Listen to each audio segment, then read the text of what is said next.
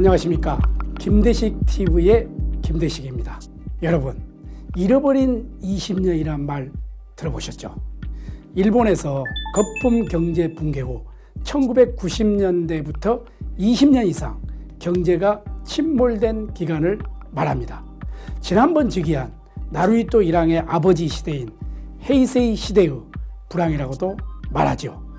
지금 세계 경제가 미중 무역 전쟁의 영향으로 침체, 즉 리세션 공포에 직면해 있습니다. 그러나 이 리세션의 왈보다는 더 무서운 것이 제2일본화입니다.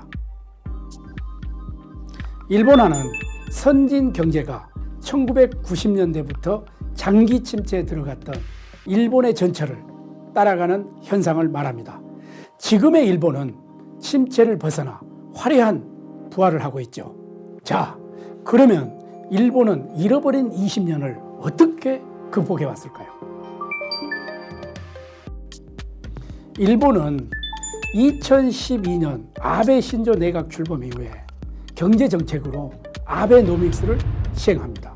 아베는요, 인플레이션 목표를 2%에서 3%까지만 잡습니다. 그리고 무제한 금융을 완화시키죠.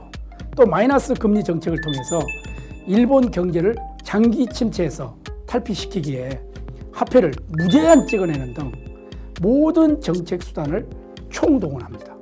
그 후 서서히 회복세를 찾죠.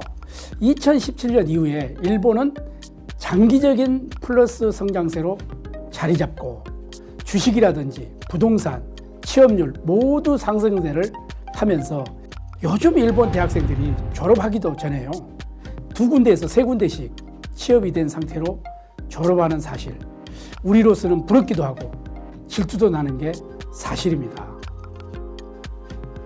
여러 가지 부작용도 있었지만 일단 아베노믹스는 성공한 정책으로 평가받고 있습니다. 그러나 제가 보기에는 일본이 앞으로가 더 문제입니다. 일본 역시 경제 위기가 언제든지 찾아올 수 있다고 보고 있습니다. 얼마 전에 일본이 소비세를 인상했잖아요. 또 지난번에 제가 방송에서 말씀드렸다시피 엄청난 국가 부채입니다. 그리고 초고령화죠. 지금 65세 이상이 3천만 명을 돌파했습니다. 그리고 내수 부진, 금리 문제, 또 수출에 있어서 엔화 환율의 딜레마, 이 출구 전략 부재 등 다양한 위험 요소가 지금 도사리고 있습니다. 지금의 우리는 20년 전 일본을 닮아가고 있다, 이런 시각입니다. 다시 말해 일본화에 대한 우려죠. 정도의 차이가 있을 뿐 거의 비슷하게 가고 있다고 보는 시각이 지배적입니다. 지금 전문가들은 일본형 장기 불황에 대한 경고를 하고 있습니다. 급속한 고령화죠. 우리가 일본보다 빠릅니다. 부동산 거품, 잠재 성장률 하락, 최근에는 마이너스 물가 기록이 또 나타나고 있죠. 지난 3분기 경제 성장률이 전기를 대비해서 0.4%에 그치면서 올해 2% 성장을 밑돌 것이라는 전망이 속속 발표되고 있습니다.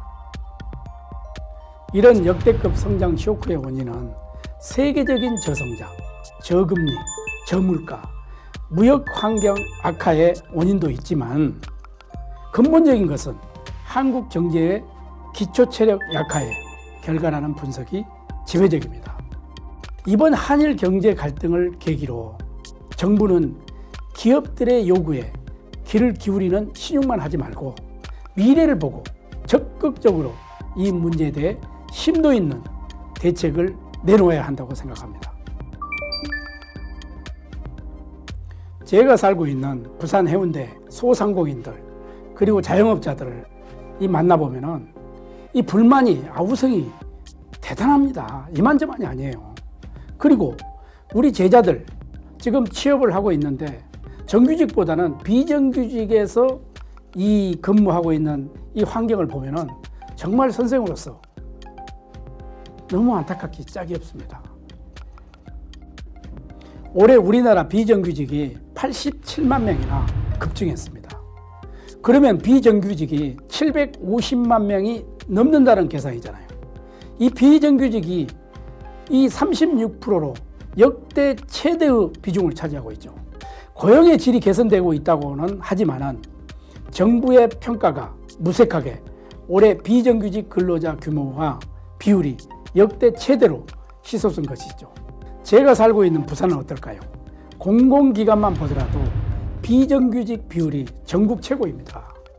정부와 부산시는 환경 탓만 하지 말고 제도적 장치와 정책을 통해서 청년 구직수당이니 실업수당이니 이런 제도보다 양질의 일자리를 만들어 우리 청년들에게 꿈과 희망을 주어야 된다고 생각을 합니다. 지금의 결정이 잃어버린 20년을 맞이할 수도 막을 수도 있습니다.